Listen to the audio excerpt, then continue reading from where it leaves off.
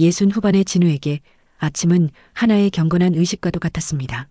그는 먼동이 트기도 전 아내 서연보다 먼저 일어나 낡은 앨범의 첫 장을 펼치고 부엌으로 가 서연이 좋아하는 율무차를 끓였습니다.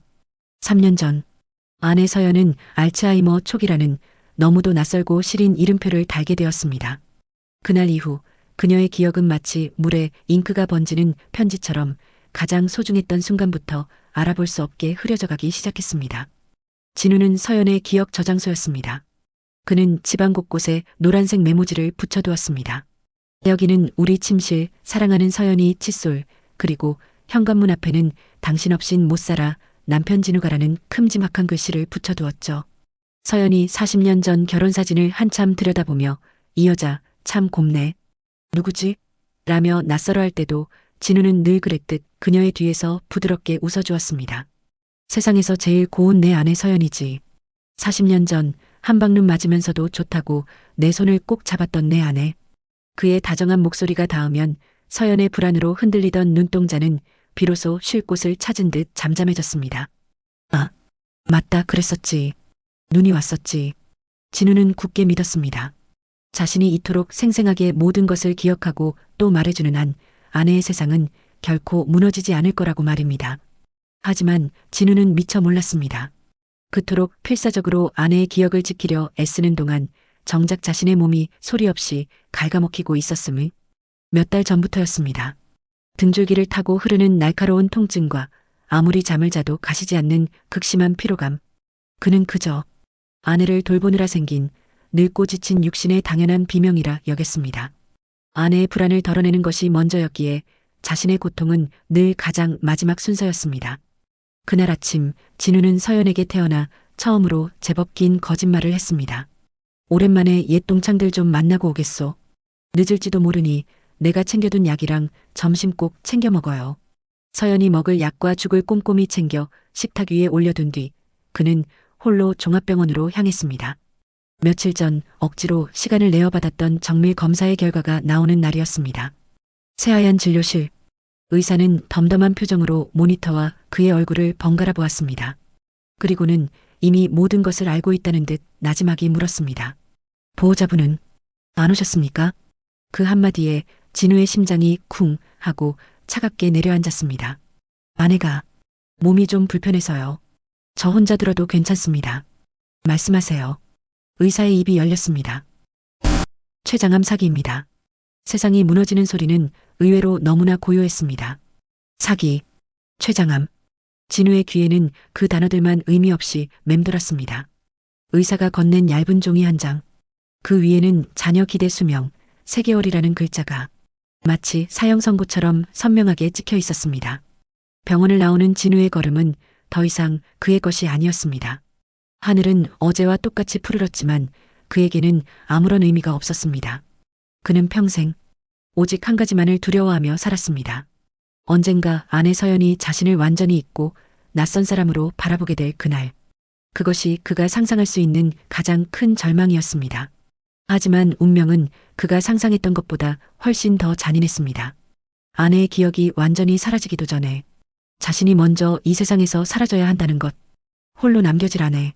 자신을 기억조차 못한 채 텅 빈 집에서 어쩌면 돌아오지 않을 남편을 하염없이 기다릴지도 모르는 아내. 진우는 병원 앞 벤치에 주저앉았습니다. 그가 두려웠던 것은 죽음 그 자체가 아니었습니다.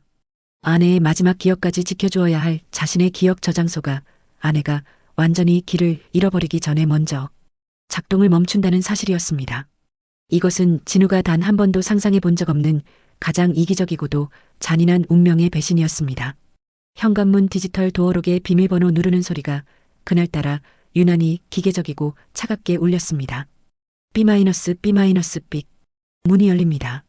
그 소리에 진우는 화들짝 놀라 마치 도둑이라도 든 사람처럼 황급히 외투 안주머니를 움켜쥐었습니다. 손에 잡히는 것은 차갑게 구겨진 종이 한 장. 최장암 사기, 자녀 기대 수명 3개월. 그 몇 글자가 그의 60년 인생 전부를 비웃는 듯 했습니다. 진우는 문고리를 잡은 채 한참을 서 있었습니다. 이 문을 열고 들어가면 그는 다시 서연의 남편이 되어야 합니다. 아내의 기억 저장소가 되어야 합니다. 집안은 언제나처럼 고요하고 또 평화로웠습니다. 현관 입구에 붙어있는 노란색 메모지. 사랑하는 서연이 약 먹을 시간. 잊지 말기. 마이너스 남편 진우가 자신이 직접 써붙인 그 글씨가 오늘따라 지독한 거짓말처럼 보였습니다. 기억 저장소라던 자신이, 아내의 시간을 지켜주겠다던 자신이 고작 석 달짜리 시한부 인생이 되었습니다. 그는 마른 침을 삼키며 무거운 발걸음을 거실로 옮겼습니다. 혹시나 아내가 자신이 없는 사이에 낯선 집에서 길을 잃은 아이처럼 울고 있지는 않을까? 혹시나 넘어져 다치지는 않았을까? 그런데 그날따라 아내 서연은 멍하니 창밖을 보고 있지도 불안하게 집안을 서성이지도 않았습니다. 부부의 침실. 서연은 낡은 나무 의자에 앉아 무릎 위에 두꺼운 앨범을 올려두고 있었습니다. 진우가 가장 아끼는 두 사람의 결혼 앨범이었습니다. 다녀왔소. 진우의 목소리에 서연이 천천히 고개를 들었습니다. 그리고 진우의 심장이 멎는 듯했습니다. 아내의 눈이 너무나도 맑았습니다. 불안과 혼돈의 안개가 거친 40년 전 자신을 보고 수줍게 웃던 바로 그 눈빛이었습니다. 여보, 왜 이렇게 늦었어요? 한참 기다렸는데. 그 한마디에 진우는 그 자리에 얼어붙고 말았습니다. 여보, 아내가 자신을 기억하고 있었습니다. 하필이면 왜 오늘, 자신이 가장 끔찍한 사형 선고를 받고 돌아온 오늘, 아내는 이토록 맑은 정신으로 자신을 맞이하는 것일까요? 이거 보고 있었어요. 우리 결혼식 날, 당신 참 멋졌는데. 진우는 아무 대답도 할 수 없었습니다. 그저 아내의 맑은 눈을 바라보며 터져나오려는 울음을 간신히 목구멍 뒤로 삼켰습니다. 그때였습니다. 앨범을 보며 미소 짓던 서연의 얼굴에 갑자기 짙은 슬픔이 드리워졌습니다. 그녀의 맑은 눈에서 굵은 눈물방울이 앨범 위로 툭 하고 떨어졌습니다. 여보, 나 무서워요. 진우는 가슴이 철렁했습니다. 내가 당신을 잊어버리는 게 무서워요. 어느 날 아침에 눈을 떴는데 내 옆에 자고 있는 당신 얼굴이, 평생 나만 보고 웃어주던 당신 얼굴이 낯설게 느껴질까봐, 당신 이름이, 진우라는 그 이름이 기억나지 않을까봐. 여보, 그럼 나는 어떻게 살아요? 진우의 심장이 산산조각 났습니다. 안주머니 속의 진단서가 마치 불덩이라도 든 것처럼 뜨거워졌습니다. 자신을 잊을까봐 두려워 우는 아내. 그리고 그런 아내의 곁을 단 석 달밖에 더 지켜주지 못하는 자신. 그는 아내의 곁으로 가 주저앉듯 그 앞에 무릎을 꿇었습니다. 그는 차마 말할 수 없었습니다. 서연아, 사실은 내가 당신보다 먼저 갈지도 몰라. 당신이 나를 잊기도 전에 내가 먼저 당신 곁을 떠나야 해. 이 잔인한 말을 어떻게. 진우는 아무 말 없이 울고 있는 아내의 야윈 어깨를 끌어안았습니다. 그는 결심했습니다. 아니, 다짐했습니다. 내가 당신을 지켜주겠소. 내 숨이 다하는 그날까지. 당신이 날 잊는 그 순간까지. 아니, 당신이 날 잊는다 해도 내가 당신을 기억할 테니. 그는 터져나오는 울음을 삼키고 아내의 등을 가만히 토닥였습니다. 자신의 진단서는 세상 그 누구도 모르는, 오직 자신만의 비밀로 묻기로 했습니다. 아내의 맑은 눈물과 남편의 숨죽인 오열, 두 개의 엇갈린 절망이 그날 밤 그렇게 서로의 마지막 온기인 듯 부둥켜 안고 있었습니다. 그날 밤 두 사람은 40년 결혼 생활 중 가장 길고도 고통스러운 밤을 보냈습니다. 진우는 차마 자신의 진단서를 아내에게 보여주지 못했습니다. 자신을 잊을까봐 두려워 우는 아내의 여린 어깨를 차마 그 끔찍한 진실로 내리칠 수 없었습니다. 그는 결심했습니다. 항암 치료를 받지 않기로. 그는 병원에서 죽고 싶지 않았습니다. 독한 약냄새가 배어버린 차가운 멸균실 침대 위에서 마지막을 맞이하고 싶지 않았습니다. 그에게 남은 석 달, 아니 단 하루를 살더라도 그는 환자가 아닌 서연의 남편으로 살다 가야 했습니다. 그것이 그가 아내에게 해줄 수 있는 마지막 배려이자 가장 이기적인 사랑이라 생각했습니다. 다음 날부터 진우는 아무 일도 없었다는 듯이 행동했습니다. 하지만 그날의 기적 같던 서연의 맑은 정신은 하룻밤 만에 다시 옅은 안개 속으로 사라져가고 있었습니다. 그녀는 다시 진우를 아저씨라고 불렀다가 여보라고 불렀다가 기억의 강가를 위태롭게 오갔습니다. 시간은 두 사람을 기다려주지 않았습니다. 암세포라는 것은 사랑이나 배려 따위는 모르는 짐승과도 같았습니다. 진우의 몸은 속절없이 무너져 내리기 시작했습니다. 그는 서연 몰래 화장실에서 진통제를 삼켰고 등줄기를 뚫는 고통에 밤잠을 설쳤습니다. 그렇게 일주일이 흘렀을까요? 그날은 유난히 날이 맑았습니다. 진우는 아내 몰래 서재에서 마지막 남은 강력 진통제를 입에 털어넣으려 했습니다. 그때였습니다. 그거 뭐예요? 진우의 심장이 바닥으로 떨어졌습니다. 그가 고개를 돌리자 문틈으로 며칠 전에 그 맑은 눈빛을 한 아내 서연이 자신을 똑바로 쳐다보고 있었습니다. 아니, 이건 그냥 소화제. 거짓말 하지 마요. 나 바보 아니에요. 어제 당신 옷 정리하다가 이거 봤어요. 서연의 손에는 진우가 외투 안주머니 깊숙이 숨겨두었던 바로 그 진단서가 들려 있었습니다. 그가 자신의 죽음보다 더 두려워했던 바로 그 순간이었습니다. 서연아, 그게 아니고 췌장암 사기 3개월. 당신 나한테 어떻게 오열하며 어떻게 나한테까지 거짓말을 해요. 진우는 무너져 내렸습니다. 아내를 속이려 했던 자신의 오만함이 아내에게 더 큰 상처를 주었습니다. 그는 아내 앞에 무릎을 꿇었습니다. 미안해. 서연아, 미안해. 당신 힘들어할까봐, 당신이 나 때문에 더 아파할까봐, 나 혼자 가려고 했어. 두 사람의 울음소리가 텅 빈 거실을 채웠습니다. 한 사람은 자신을 잊어갈까봐 두려워 울었고, 한 사람은 잊혀지기도 전에 떠나야 해서 울었습니다. 얼마나 울었을까요? 모든 눈물이 다 마른 듯 서연이 먼저 흐느낌을 그쳤습니다. 그녀는 진단서를 곧게 접어 탁자 위에 올려두었습니다. 그리고 맑은 눈으로 바닥에 무너져 있는 남편을 일으켜 세웠습니다. 그녀의 눈은 더 이상 두려움에 떨지 않았습니다. 여보, 우리 여행 가요. 진우는 자신의 귀를 의심했습니다. 뭐라고? 여행 가자고요. 당신이 아직 나를 안아줄 힘이 있을 때, 그리고 내가 아직 당신 얼굴을 기억할 수 있을 때. 서연은 창밖의 푸른 하늘을 바라보며 마치 시를 읊듯 말했습니다.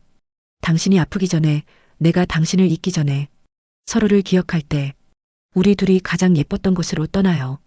그것은 도피가 아니었습니다.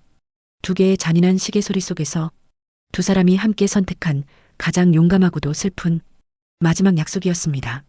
이튿날 아침 집안의 공기는 어제와 달랐습니다. 더 이상의 절규나 오열은 없었습니다. 대신 억지로 눌러놓은 듯한 팽팽하고도 고요한 슬픔이 두 사람을 감싸고 있었습니다. 여행 가방은 크지 않았습니다. 진우는 가방을 싸는 내내 마치 무거운 돌덩이를 옮기는 사람처럼 숨을 몰아쉬었습니다. 그가 챙긴 것은 화려한 외출복이 아니었습니다.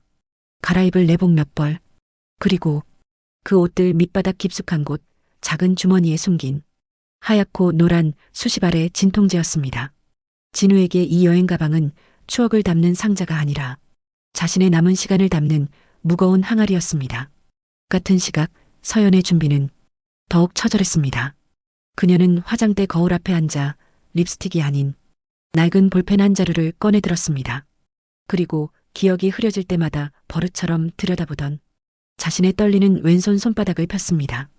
그녀는 그 위에 아이가 글씨를 배우듯 한자 한자 힘주어 적어 내려갔습니다. 내 사랑 진우, 우리는 여행 중. 잉크가 희미한 송금 사이로 번져나갔습니다. 그것은 그녀가 붙잡을 수 있는 유일하고도 마지막인 기억의 닻이었습니다. 40년을 함께 산 집의 현관문이 닫혔습니다. 언제나 다녀오겠습니다라는 약속과 함께 닫혔던 그 문이 오늘따라 안녕이라는 마지막 작별 인사처럼 무겁게 울렸습니다. 그들의 목적지는 병원이 아니었습니다. 그렇다고 화려한 관광지도 아니었습니다. 그들의 목적지는 40년 전 그들의 시간이 막 시작되었던 곳, 수줍은 25, 23의 신랑 신부가 평생 행복하게 살자 맹세했던 바로 그곳, 강릉의 겨울 바다였습니다. 진우는 운전대를 굳게 잡았습니다. 벌써부터 등줄기를 타고 망치로 내리찍는 듯한 통증이 기어올랐지만 그는 룸미러에 비친 자신의 창백한 얼굴을 애써 외면했습니다. 그는 운전대를 놓을 수 없었습니다. 이 길이 아내와 함께 가는 자신의 마지막 길이었으니까요. 조수석의 서연은 이상할 만큼 조용했습니다. 그녀는 라디오도 켜지 않은 채 어제 자신이 썼던 그 손바닥만 하염없이 내려다보고 있었습니다. 진우는 조수석 서랍에서 낡은 캠코더를 하나 꺼내 들었습니다. 그의 기억이, 서연의 기억이, 이젠 언제 배신할지 모르는 위태로운 것이 되었기에 그는 새로운 기억 저장소가 필요했습니다. 그는 한 손으로 운전을 하고 한 손으로는 카메라를 들어 창밖을 바라보는 아내의 옆모습을 담기 시작했습니다. 렌즈 속의 아내는 40년 세월의 주름이 졌지만 여전히 진우의 첫사랑, 그 모습 그대로였습니다. 서연아. 그제야 서연이 고개를 돌립니다. 아직은 낯설지 않은 남편의 얼굴을 바라봅니다. 웃어봐. 당신 참 예쁘다. 서연은 렌즈를 보고 아주 희미하게 웃었습니다. 40년의 사랑과 석 달의 시한부와 흐려져가는 기억이 모두 뒤엉킨 세상에서 가장 슬프고도 아름다운 미소였습니다. 두 사람의 마지막 동행은 그렇게 차가운 겨울 바다를 향해 천천히 그리고 위태롭게 시작되고 있었습니다. 40년 만에 다시 찾은 강릉의 겨울 바다는 변한 것이 없었습니다. 파도는 여전히 그 자리에서 부서지고 또 밀려왔습니다. 마치 두 사람의 멈춰버린 시간 위로 세월만이 무심하게 흘러간다는 것을 증명이라도 하듯 차가운 차 문을 열고 나오자 서연은 짠 내음이 섞인 바람에 아이처럼 웃었습니다. 그녀의 기억이 이 바다를 기억해낸 모양입니다. 여보, 바다. 파도를 향해 달려가며 우리 바다 맞네. 진우는 그런 아내의 뒷모습을 보며 아주 잠깐 자신의 고통을 잊었습니다. 그래, 이거면 되었다. 자신이 최장암 사기인 것도 아내가 모든 것을 잊어가고 있다는 것도 지금 이 순간 아내의 저 웃음 하나면 그 모든 것이 잠깐 꿈처럼 멀게만 느껴졌습니다. 그는 주머니 속 진통제병을 한번 꽉 움켜쥐었다가 캠코더를 들고 아내의 뒤를 따랐습니다. 서연아, 거기 서봐. 예쁘게 찍어줄게. 서연이 뒤를 돌아보며 활짝 웃습니다. 진우는 줌을 당겨 아내의 웃는 얼굴을 화면 가득 담았습니다. 바로 그때였습니다. 망치로 머리를 내리찍는 듯한, 아니 칼로 등줄기를 쑤시는 듯한 극심한 통증이 진우의 온몸을 덮쳤습니다. 윽! 진우는 비명조차 지르지 못했습니다. 그는 손에 들고 있던 캠코더를 하얀 모래사장 위로 떨어뜨렸고 그 자리에 그대로 무릎을 꿇고 말았습니다. 아내의 웃음소리가 멈췄습니다. 그녀는 무릎을 꿇은 채 고통으로 몸을 떠는 남편을 보고 얼굴이 하얗게 질린 채 달려왔습니다. 여보, 여보, 왜 그래요? 진우를 흔들며 진우 씨, 정신 차려요. 진우는 눈앞이 아득해지는 것을 느꼈습니다. 하지만 그는 이를 악물었습니다. 지금 쓰러질 수는 없었습니다. 아니, 아내의 이 맑은 기억 앞에서 자신이 무너지는 모습을 보일 수는 없었습니다. 그는 아내의 그 다급한 목소리에 고통 속에서도 오히려 안도했습니다. 아직 나를 기억해. 내 이름을 부르고 있어. 나를 걱정하고 있어. 괜찮아. 애써 웃으며 그냥 좀 어지러워서 진우가 아내를 안심시키려 고개를 들던 바로 그 순간이었습니다. 아내의 눈이, 자신을 걱정하던 그 따뜻한 눈이 아주 천천히 초점을 잃어가고 있었습니다. 남편의 극심한 고통, 그 충격적인 모습이 아슬아슬하게 붙잡고 있던 서연의 기억의 끈을 끊어버린 것입니다. 진우를 붙잡고 흔들던 서연의 손이 아주 천천히 힘을 잃고 떨어져 나갔습니다. 그녀는 무릎 꿇은 진우를 마치 생전 처음 보는 사람처럼 낯설고 두렵다는 듯 물끄러미 내려다보기 시작했습니다. 그리고 서연의 입에서 진우가 이 세상에서 가장 듣기 두려워했던 그 한마디가 흘러나왔습니다. 아저씨. 진우의 시간은 그 한마디에 영원히 얼어붙었습니다. 암세포가 온몸을 갉아먹는 고통보다 훨씬 더 지독하고 차가운 아픔이 그의 심장을 산산조각 냈습니다. 진우는 고통도 잊은 채 넋이 나간 얼굴로 아내를 올려다보았습니다. 아내는 울고 있지도 웃고 있지도 않았습니다. 그저 길을 잃은 아이의 얼굴이었습니다. 아저씨, 괜찮으세요? 주위를 두리번거리며 혹시 우리 남편 못 봤어요? 나 여기서 만나기로 했는데 분명히 진우 씨가 여기서. 흐려지는 아내, 그리고 그런 아내의 텅 빈 눈동자 앞에서 자신이 암 환자라는 사실조차 잊은 채 영혼까지 무너져 내리는 남편. 두 사람의 마지막 동행은 가장 잔인한 방식으로 그들의 시간을 멈춰 세우고 있었습니다. 혹시 우리 남편 못 봤어요? 나 여기서 만나기로 했는데. 그 한마디는 진우의 남은 생명줄을 단숨에 끊어버리는 선고와도 같았습니다. 최장암 사기. 그것이 육신의 사형 선고였다면 아내의 입에서 나온 아저씨라는 그 낯선 호칭은 진우의 영혼에 내려진 가장 잔인한 사형 선고였습니다. 등줄기를 후벼 파던 지독한 통증마저 그 순간 아득하게 멀어졌습니다. 세상에서 가장 사랑하는 사람이 세상에서 가장 낯선 눈빛으로 자신을 그저 아픈 노인으로 바라보고 있었습니다. 왜 그렇게 보세요? 우리 남편 못 보셨냐고요? 그 모습에 진우의 텅 비었던 눈에 갑자기 붉은 불길이 타올랐습니다. 안 돼. 아직은 안 돼. 이렇게 보낼 수는 없어. 그는 암세포가 갉아먹고 있는 몸뚱어리에 마지막 남은 힘을 쥐어짰습니다. 그는 고통으로 일그러진 얼굴로 아내를 향해 절박하게 손을 뻗었습니다. 서연아, 서연아. 그 절규에 서연은 겁에 질려 어깨를 움츠렸습니다. 그녀에게 그는 그저 고통에 미쳐버린 낯선 노인일 뿐이었습니다. 서연아, 나야. 나라고. 오지 마세요. 오지 마. 진우는 떨리는 손으로 자신의 낡은 외투 주머니를 미친 듯이 뒤졌습니다. 진통제병, 손수건, 그리고 그의 손끝에 지갑 속 닳고 다른 사진 한 장이 잡혔습니다. 그가 지갑 속에 40년을 부적처럼 품고 다녔던 빛바랜 흑백 결혼사진이었습니다. 그는 아내의 발목이라도 붙잡을 듯 기어가 그 사진을 아내의 텅 빈 눈동자 앞에 들이밀었습니다.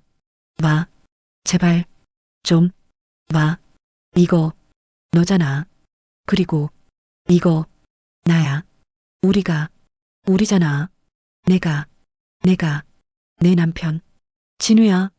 서연의 눈동자가 아무것도 담지 못하던 그 텅 빈 눈동자가 격렬하게 흔들리기 시작했습니다.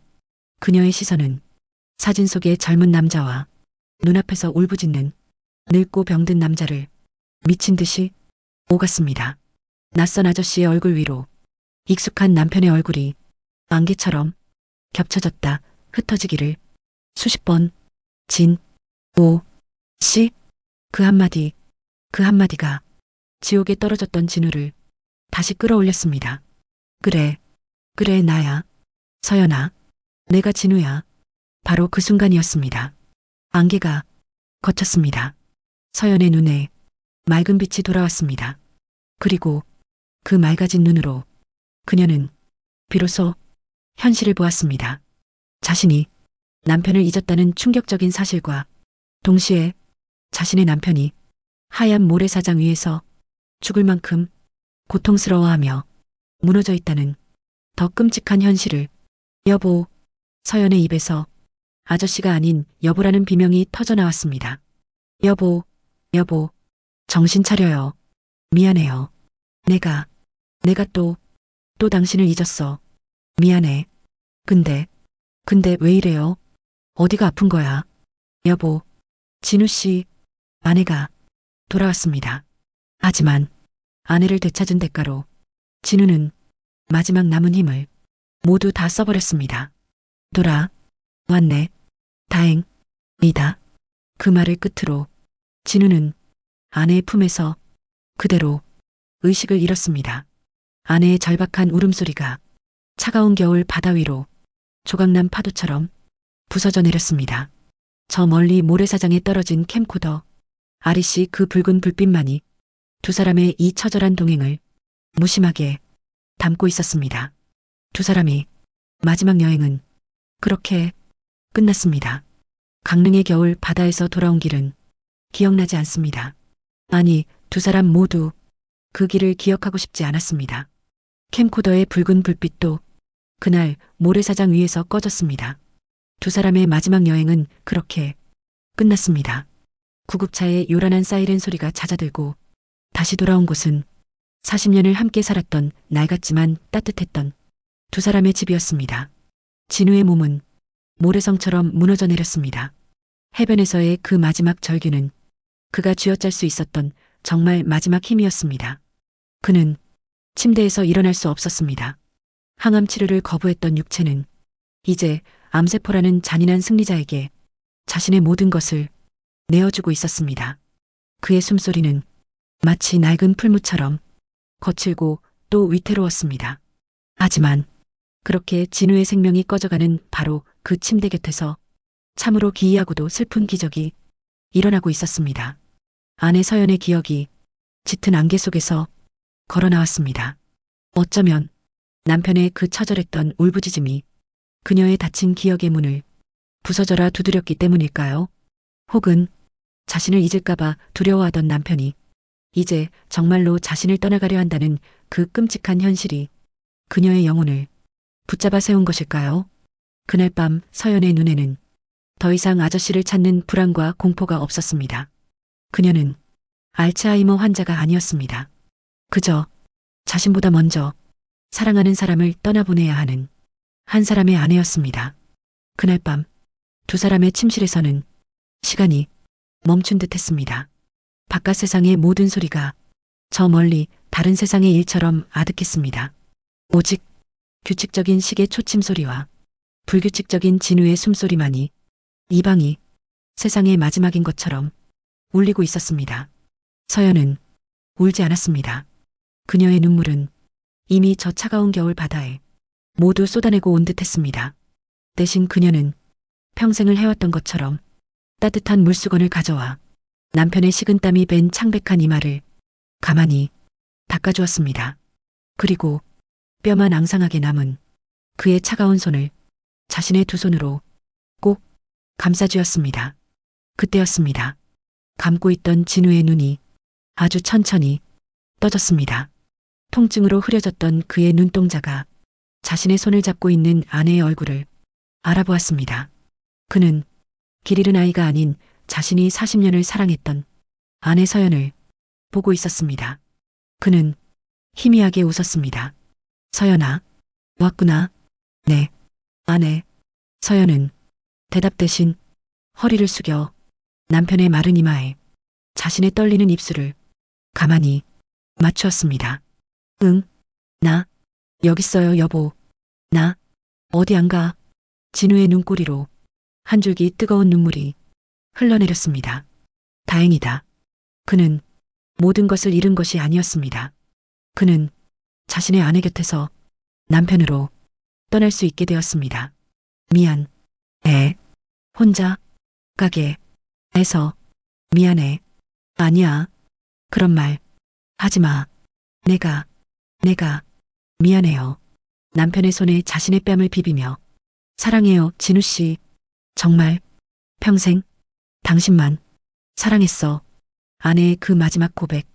어쩌면 진우가 이 세상에서 듣고 싶었던 단 하나의 말이었을지도 모릅니다. 그는 자신의 마지막 숨을 아주 천천히 끌어모았습니다. 마지막 대답을 해야 했습니다. 나도 사랑해, 서연아. 다음 생에도 제발 잊지 마. 잊지 마. 그것은 평생을 아내의 기억 저장소로 살아온 남편이 자신의 영혼에 새기는 가장 슬프고도 가장 절박한 마지막 부탁이었습니다. 서연은 그의 손이 자신의 손 안에서 아주 천천히 힘을 잃어가는 것을 느끼며 그저 더욱더 세게 그의 손을 쥐었습니다. 길고 길었던 밤이 지나갔습니다. 어둠이 걷히고 새하얀 아침 햇살이 어제와 다름없이 두 사람의 침실을 무심하게 비추었습니다. 밤새 무슨 일이 있었냐는 듯이 그 잔인하리만치 평화로운 빛 속에 아내 서연이 아주 천천히 눈을 떴습니다. 그녀의 몸은 남편을 향해 웅크리고 있었고 그녀의 손은 여전히 남편의 손을 꼭 붙잡고 있었습니다. 그녀는 평화롭게 잠든 남편의 얼굴을 가만히 바라보았습니다. 밤새 무슨 일이 있었는지 그녀의 얼굴에는 어젯밤의 그 격렬했던 슬픔이나 애절했던 고백의 흔적이 보이지 않았습니다. 사라졌습니다. 간밤의 기적 같던 그 맑은 기억, 사랑해요, 진우 씨라던 그 절절했던 고백, 남편의 마지막 숨결을 붙잡고 흘렸던 그 뜨거운 눈물. 그 모든 것이 하얀 아침 햇살과 함께 마치 간밤에 꾼 아득한 꿈처럼 사라져버렸습니다. 서연의 눈은 다시 안개 속을 헤매는 길 잃은 아이의 눈이 되어 있었습니다. 그녀는 자신의 손을 꼭 쥐고 있는 이 남자를 물끄러미 내려다보았습니다. 평화롭게 잠든 얼굴, 하지만 너무나도 차가웠습니다. 자신의 손으로 그의 뺨을 가만히 만져보았습니다. 그녀는 고개를 갸웃거렸습니다. 이 낯선 남자는 왜 자신의 손을 이토록 세게 붙잡고 잠이 든 것일까요? 그녀는 왜 자신이 이 남자의 품에서 함께 잠들었는지 기억나지 않았습니다. 남편 진우가 자신의 마지막 숨을, 영혼을 모두 끌어모아 간절하게 남기고 싶어 했던 그 마지막 한마디. 잊지 마. 그 절박했던 기억은 그 기억을 붙잡아줄 주인을 잃고 차가운 아침 공기 속에 홀로 남겨졌습니다. 아내 서연은 자신을 꼭 안아주고 있는 이 남자가 왜 이렇게 차가운지, 그리고 자신이 여보 하고 아주 작게 불러보아도 왜 아무 대답이 없는지 그저 가만히 내려다볼 뿐이었습니다.